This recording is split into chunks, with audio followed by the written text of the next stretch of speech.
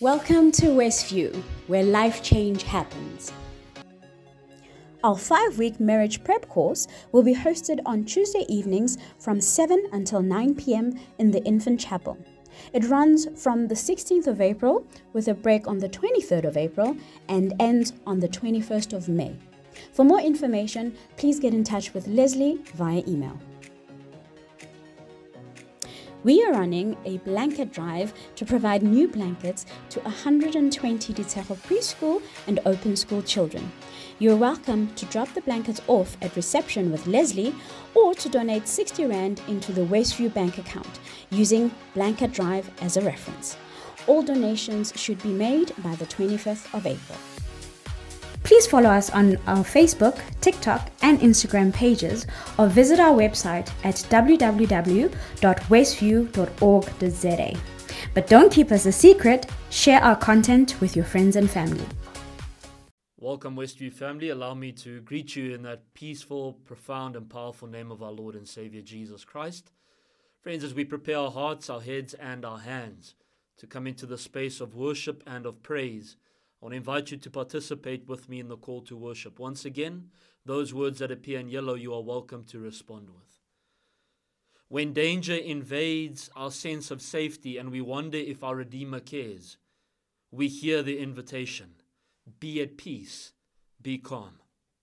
When we face job loss and financial downturns and our sense of security is shaking, we hear the invitation, be at peace, be calm. When our congregation experiences distress, conflict, and a loss of significant leadership, we hear the invitation, be at peace, be calm. When controversial issues and rigidity of spirit threaten to tear at the very fabric of our faith community, we hear the invitation, be at peace, be calm. When our lives feel chaotic and desolate because of illness or sorrow, we hear the invitation, be at peace, be calm. And we pray together, help us to know, O God, that the one who calmed the dangerous sea is present with us, cares for us, and can calm the stormy waters of our lives. Help us to trust more fully and more deeply in you. We pray in the name of Jesus, who invites us to be at peace. Amen. Friends, may you enjoy this time of worship together with us. Join with us as we continue to sing to God.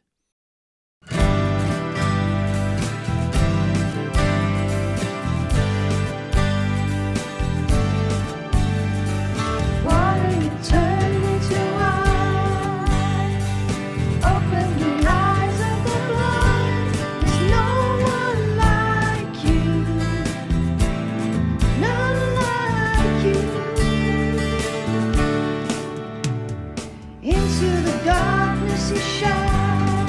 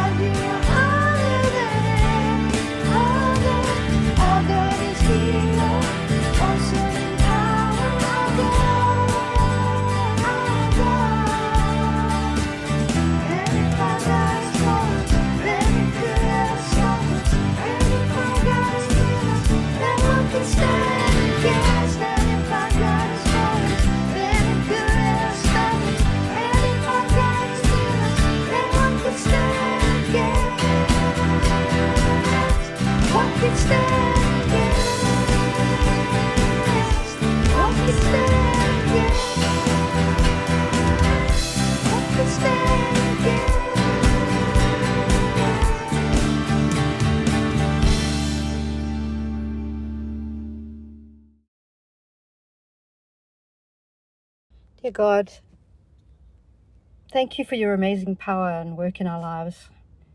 Thank you for your goodness, for your blessings over us. Thank you for your great love and care. We thank you for your sacrifice so that we might have freedom in life. Forgive us when we don't thank you enough for who you are, for all you do, and for all you've given. Help us to set our eyes and our hearts on you afresh. Renew our spirits. Fill us with your peace and joy. We love you and we need you this day and every day. We give you praise and thanks, for you alone are worthy. Amen. The time has come for us to give generously to our God who gives so generously to us. Westview's banking details are on the screen. You can choose to make your offering now, or you can wait until after this video. Friends, as we have come bringing our time, our treasures, and our talents to the work and the will of God here at Westview, I'm going to invite you to pray together with me as we ask for God's blessing upon these financial resources. Shall we pray? Laat ons bid. Arira billing. And so, Lord, in this moment, as we have come bringing that which we want to give and that which we can give, without obligation and without compulsion, Lord, we pray that each and every offertory, each and every sense of giving and tithing, Lord, that you would multiply for the sake of your will and your kingdom here at Westview. Lord, we pray that as we come giving financially, that we would remember that our true spiritual act of worship is not just giving what is in our pocket, but giving the entirety of our heart. We pray, Lord, that as we give freely, as we give generously, as we give cheerfully, that you would give wisdom, discernment, and direction to the hands that are entrusted to care and keep for these financial resources. Lord, we pray that these financial resources would go to working and ultimately extending your kingdom here at Westview. That we would use them not only to those who need it, but to those who need it the most. And so, Father, we pray that as we come giving, that we would continue to be a conduit of your goodness, of your grace, and of your generosity. As we ask all of these things in the name of our Christ, who is our Lord, our Shepherd, and our Redeemer, both now and forevermore. Amen. Hello, Westview. Our reading today is taken from the book of Mark, chapter 4, verses 35 to 41. Jesus calms the storm. That day, when evening came, he said to his disciples, "Let us go over to the other side." Leaving the crowd behind, they took him along just as he was in the boat. There were also other boats with them. A furious squall came up, and the waves broke over the boat, so it was nearly swamped. Jesus was in the stern, sleeping on a cushion. The disciples woke him and said to him, "Teacher, don't you care if we drown?" He got up, rebuked the wind, and said to the waves, "Quiet, be still." Then the wind died down, and it was completely calm. He said to his disciples, "Why are you so afraid? Do you still have no faith?" They were terrified and asked each other, "Who is this? Even the wind and the waves obey him." This is the word of God. We give thanks for it today. Amen. Friends, in this Easter and this resurrection season, we continue a sermon series entitled Signs and Wonders as we look at the various miracles that Jesus performed and what these miracles may mean for us today. Now, friends, as a minister, I have to make a confession that is deeply authentic and deeply honest. The time of year that I hate most as a minister of the Christian faith is undoubtedly and indisputably Holy Week.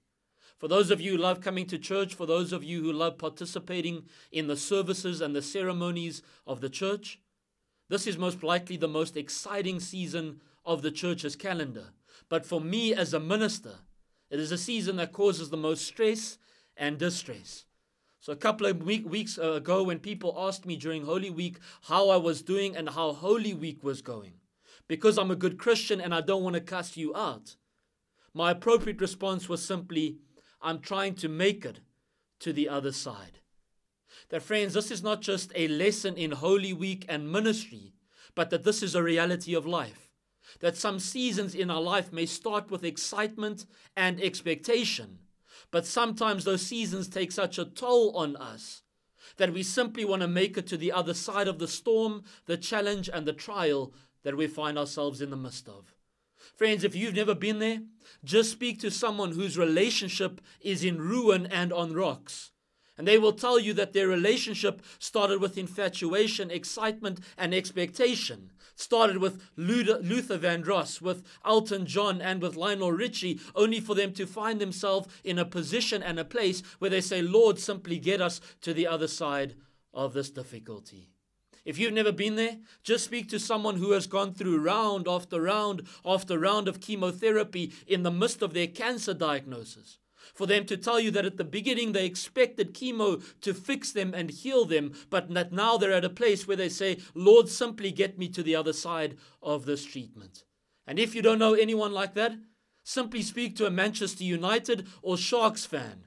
And I will remind you that they will tell you that the season started with such anticipation about what could possibly be, only for them to find themselves in a position when they say, Lord, simply get us to the end of our season. Friends, I don't know what season or storm you're about to go into. I don't know what storm you're stuck in the midst of, and I don't know what storm you've just come out of.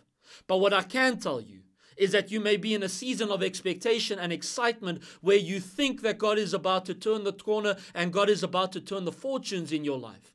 But can I remind you that the only prophetic promise that I can give you is that more storms and more trials and tribulations are on their way. And so for each and every one of us as Christians, as we've read Mark chapter 4, verse 35 to 41, all of us need a sanctified survival strategy to get through the next season of storm in our lives. Friends, allow me to give you the context so that you don't miss the content. Let me give you the background so that you don't miss the breakdown of the text. If you would read Mark chapter 1, 2, 3, leading up to Mark chapter 4, you would remember that Jesus consistently and continuously finds himself in conflict with the scribes. These scribes are not only questioning Jesus' authority, but they also begin to question his understanding of the Sabbath. But you would understand and discover that the ultimate crowd or the ultimate group that Jesus struggles the most with is not the scribes, but rather in Mark chapter 2, 3, and 4, it's the crowd known as the multitudes. Now for Mark, the multitudes are not the devoted disciples. The multitude are not those who are committed. They're not the one who carry their Bible wherever they go. They're not the crowd who sing Amazing Grace. The multitude are those who pitch up because they've heard Jesus speak and they've seen him perform miracles, and so they surround Jesus when they need Jesus to work on their behalf. This is the crowd who doesn't want Jesus. They simply want Jesus to do what they need Jesus to do. So when you would understand that whenever Jesus encounters and experiences the multitude, it takes a toll on Jesus. In actual fact, Jesus cannot even have a moment to himself where he's able to enjoy some time around the lunch table because the multitude is consistently pressing and trying to grab his attention. In actual fact, the very previous chapter, Mark chapter 3, when Jesus is in the house and the multitudes have surrounded him, the multitudes won't even allow his mother to go to the inner room to meet with her son because the multitudes are taking their toll on Jesus. And so friends, by the time that we get to Mark chapter 4, when Jesus is so pressed and bombarded with the multitudes, he says to his disciples in Mark chapter 4 verse 35, leading up to this text, get a boat, put it in the ocean, and keep the motor running. I'll teach from the boat and make sure that the multitude stay on the shore because I need some space between me and the multitude. And inevitably, that's what happens. The multitude comes, and when Jesus needs to cross over the Lake of Galilee, he gets in the boat, teaches from there, and enables the disciples to take them to the other side. Now, friends, in 8 simple words, Jesus sets the vision and the mission for his disciples before they even get into the storm. Let us cross over to the other side. In 8 words, Jesus determines the destination, but he does not set the itinerary. Now, friends, if you are an astute learner of the English language, you would know that the destination is where you're going to. The itinerary describes what you're meant to go through in order to get to where you need to get to. Destination takes you where you need to go to. Itinerary describes and is a description of what you have to go through in order to get to the destination. So you can imagine the disciples live with the anticipation that Christ is taking them to the other side, only for an unexpected storm to hit the Sea of Galilee and for the water now no longer just to surround the boat, but to be in the boat. And when they find themselves, these experienced fishermen, in a circumstance that they themselves cannot control, they look for Jesus only to find Jesus sleeping in the stern at the bottom of the boat. And when Jesus wakes up, this is what he says to the storm and the wind in Greek. Siopo phomeo. Now in your English translation, it's simply translated as peace, be still. But a more direct translation would be like this. Wind and waves, shut up. Siopo phomeo in Greek literally means to shut the mouth with a muzzle. So when Jesus stands up and says these words, it's almost as if the storm, the wind, and the waves say, oh, my bad, Jesus, it's you, so we'll keep quiet now. And when Jesus turns to his disciples after stilling the storm, he says, how dare you think that a single storm and sea and tossed wind can cause you to lose your faith? Does it simply take one instance of being out of control, one instance of doubt, one instance of uncertainty for you to question my authority? And Jesus says to the disciples, you had all the tools at your disposal to move from the shore to the storm and to the other side. Friends, can I give you some 3 points that relate to sanctified survival strategies that each and every one of us need when we're about to head into the storms of life, knowing that Jesus has already set the destination to go to the other side? Friends, watch this. You would remember that the first point that I want to lay on your lap in this sermon is the following. That in order to go through the storm, you need to be connected to committed companions in the midst of your crisis. Can I repeat that? Because that's a good piece of alliteration. You need to be connected to committed companions in the midst of your crisis. Watch this. When Jesus and the disciples pass over the lake of the Galilee or Sea of Galilee, who remains on the shore? The multitudes. In other words, Jesus reminds the disciples that in order for you to pass over to the other side, in order for you to get through the storm, there are some people that you can't take in the boat together with you. That sometimes you need to disconnect from people that leave you with a discontentment about where you are in life. Now remember, I just told you who the multitude were. The multitude were not those who loved Jesus. They were not there to simply be followers of Jesus. They were there to use Jesus for their own ends and their own purposes. They had selfish intentions and motivations. So when Jesus crosses over to the other side and leaves the multitude on the shore, he sends the message to the disciples that you have to sometimes disconnect yourself from people who are there to backstab you, use you, misabuse you, and ultimately take advantage of you. You cannot go into the next storm and the next season of your life being connected to the multitudes who are only there when it suits them. So friends, the bad news is, you cannot be connected to la-di-da-di and everybody when you step into the next storm of your life. But here's the good news. Even though you can't take everybody, you can take somebody. The text makes it clear that even though their boat is on the water, there are other smaller ships that are following together with them. This is a message from the text to remind us that even though the multitude cannot cross over, that sometimes we need somebody. That this is the gospel message. That everybody needs somebody at least some of the time. Friends, Batman needed Robin, Yogi needed Boo Boo, Beyonce needed some of them other girls. Friends, all of us need to be connected to somebody some of the time. Now the question is, how do we differentiate and distinguish between the multitudes and those who are in the smaller ships who are following together with their ship? So can I give you some biblical advice and biblical reality in terms of how we distinguish between the multitudes who are simply there for a good time and those who are really committed companions in the midst of our crisis? Watch this. When Jesus says to his disciples, prepare the boat for me that I can teach from there, and when the crowds get too much, we cross over to the other side, there were some people who prepared boats as well.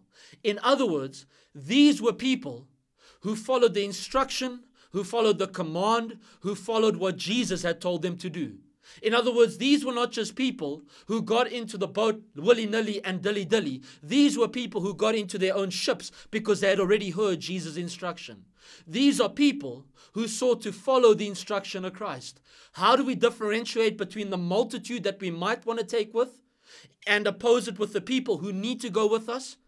People who are becoming more Christ-like, people who are in step with the instruction and the command of the Lord, are the people who belong with the ships who can cross with us to the other side. So how do we distinguish and differentiate between the multitude and committed companions in the midst of our crisis? Those who are more like Jesus are the people that we carry together with us. Friends, can I remind you that if you have people who pray for you, people who check up on you from time to time, people who challenge you to go deeper into Scripture, people who challenge and call you into a deeper and more committed relationship with Christ, those are the people you take with you into your storm because they'll help you get to the other side. Friends, we need to be connected to committed companions in the midst of our crisis. You can't take everybody, but you can take somebody. The second point I want to lay on your lap is the following.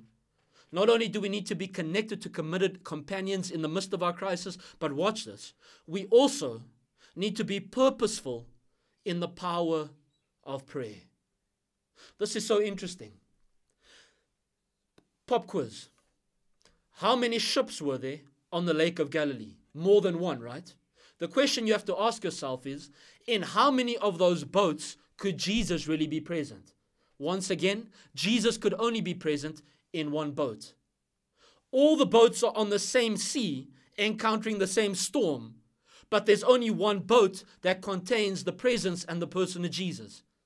So, when these disciples who are in one boat speak to the Jesus who can only be present in one boat, it changes the situation for all of the boats on the storm.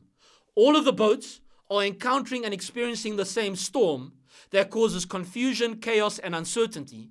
But it takes one boat to speak to one Jesus in one instance to change the circumstance and the situation for all of the boats. Friends, this is the power of prayer. That sometimes you don't need somebody to pray specifically for you. You simply need them to pray in order to change your circumstances as well. Can I ask you a question? Have you ever been in a circumstance where you didn't even pray for something, but God provided it anyway? Where God went exceedingly and abundantly beyond anything that you thought or expected, but God still gave you more than you needed or more than you asked for. Can I tell you why? Because prayer is powerful in the sense that someone doesn't always necessarily need to be praying for your circumstance, but because they're praying to the God that you believe in, it changes your circumstance and your challenge. Allow me to give you a hypothetical circumstance. Let's say you're in a work environment, stuck with a co-worker that gets on your nerves and that you can't stand. But the reason the co-worker is getting on your nerves is because they haven't received a promotion from their supervisor in a number of years. And the reason the supervisor doesn't give a promotion is because he's an alcoholic. The reason he's an alcoholic is because he's stuck in a marriage with a wife that causes him to be miserable. And the reason why the wife causes him to be miserable is because she has a fractured and a broken relationship with her mother. And so one day, this woman that you don't know, who has a broken relationship with her mother, goes down on her knees and God reconciles her relationship with her mom. All of a sudden, the man's relationship with his wife is transformed. He becomes more pleasant and joyful. He gives a promotion to the colleague that you can't stand. And in the process, your work environment is changed for the better. Friends, someone that you might not even have known goes down on their knees and prays to the same God that you believe in, and that changes your circumstances. Friends, prayer has to be purposeful and powerful because it not only changes our circumstance, but has the potential and the power to change everybody's storm, even if they're not directly praying for you. Now watch this. When they're in the midst of their storm, they ask Jesus, Jesus, don't you care? We are about to die. That's first person plural. They're not just including themselves as the disciples, they're including Jesus in that statement as well. They're thinking that they and Jesus, who is in the boat with them, is about to drown and be destroyed. Now, maybe this is the reason why Jesus gets upset with them. Because how is it possible that after all that they've seen Jesus do, after all the miracles they've seen Christ perform, they have the audacity and the unmitigated gall to think that they and Jesus in their ship will drown together. Friends, this is why Jesus says, let us go to the other side right at the beginning of this text in verse 35. Jesus has a perspective that gives him a vision of victory. The disciples are unable to see through the storm because they're looking into the storm, but Christ has a vision of victory for his life because he remembers he has to get to the other side and accomplish some mission and some ministry on behalf of God. Jesus knows that he will not drown and die in the storm. He has not come all the way down from heaven to drown in the Sea of Galilee because he has to get to the other side to meet a girl who is hemorrhaging blood, who simply needs to touch his hem and be healed. He needs to get to the other side to meet blind Bartimaeus to give him his sight back. He needs to get to the other side to meet a paralyzed man at the pool of Bethesda in order for him to walk again and be reconnected to society. Jesus has a vision of victory. Friends, if you want to be purposeful in the power of prayer, allow your prayer to be powerful in such a sense that it gives you vision beyond your storm. You need a vision for victory that is connected to your prayer life. Lord, don't you care about us? Of course he cares. And he has told them already, we're going to the other side. Friends, we need to be connected to committed companions in our crisis. We need to be purposeful in the power of prayer so that we have a vision of victory. And can I lay the last one on your lap? Friends, we need to remember the root. We need to remember the root. My question as I read this text is, these disciples are in turmoil and their heart is disgruntled. So why does Jesus speak to the storm first and then only afterwards speaks to the disciples? Because friends, this is how I would have expected it to go down. Lord, don't you care about me? And Jesus turns to me and says, oh D, don't worry, I'll speak to you. Let me calm the storm that goes on within you before I address the storm that goes on around you. And yet Jesus does not take that approach. He attends to the storm around them before he speaks peace and confrontation to them. Why? Because they've forgotten to remember the root. Jesus has already spoken to them at the beginning of this text, even before they got to the storm. Jesus has spoken on the shore before they get through the storm. Jesus has said, let us go to the other side. They've forgotten to remember the route that they are meant to take. That even though there's a delay, it doesn't mean that your delay is your destiny. Friends, your destiny lays on the other side of your delay. Allow me to give you an illustration. For those of us who grew up in a household where the saying was, my house, my roof, my rules, you would know the following. That when you went with your parent to the shop, and I don't know about you, but I had a sweet tooth. So when I was a child, I would try to take every sweet I could get and twist my mother's arm for her to buy me what I wanted. And oftentimes, because my mom knew that I had a sweet tooth, she would take me into Spar. But before we got in the shop, she would say to me, Damian, don't you touch anything. Don't you ask for anything, because I'm not buying you anything. She sets the route before we get into the shop. She sets the perimeters, the parameters, and the reality before we get to what I want. Friends, God works the exact same way. Before you get into that valley of the shadow of death, God says to you, your weeping may endure an evening, but joy comes in the morning. When enemies surround you, before you get to them, God says, no weapon formed against you shall prosper. Before you get into that storm where trials and tribulations threaten to topple you, God says, I make all things work together for the good of those who love me. Friends, remember the route, because Christ has set the perimeter and the parameters before you even get there. And as I close and conclude this sermon, the good news is not found in Mark chapter 35 to 41. The good news is found in Mark chapter 5, verse 1. It simply says this, when they got to the other side. Friends, I don't know what storm you're in at the moment, but God has set the agenda, the destination, the itinerary, and the route. He said, let us go to the other side. Remember to be connected to committed companions in your crisis. Be purposeful in the power of prayer to give you a vision of victory. And lastly, remember that the route has already been set. Friends, I trust and I pray that the sermon would have blessed you, comforted you, and challenged you to grow more deeply and devoted to Christ as we continue to journey through the signs and the wonders of Christ. In the name of the triune God, who is Father, Son, and Holy Spirit. Amen. Just some reflections for today. And one of them is, was there ever a time in your life when you asked God if he didn't care if you drown? When we read this scripture, it's something that comes to mind for us, that we often ask God where God is in our times of trouble, especially when we feel like we're drowning. Have you ever asked God that question? Another question to ask ourselves is, do we feel that our faith is required in order for God to move in our lives?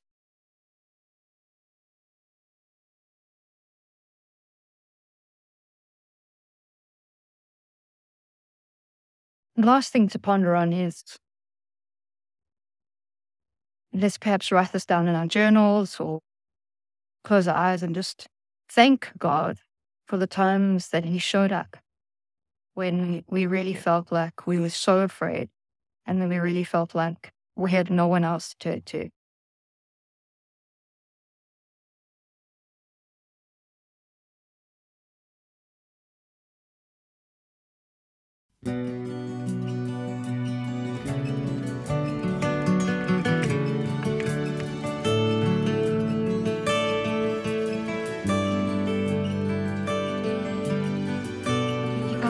Beyond on the waters, great unknown, where feet may fail,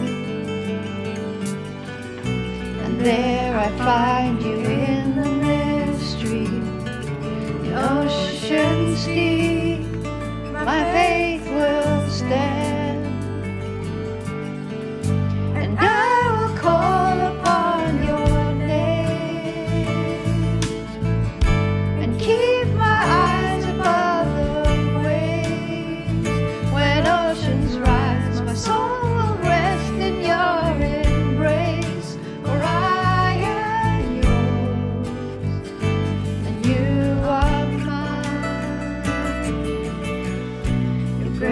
abounds in deepest waters.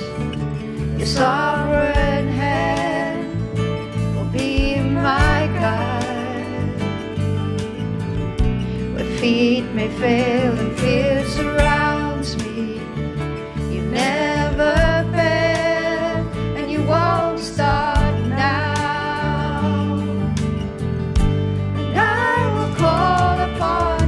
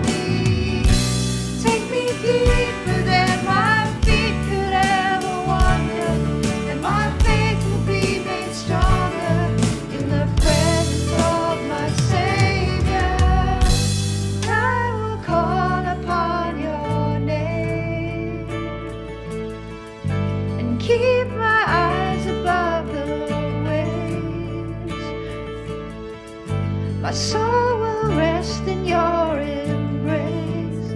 I am yours, you are mine.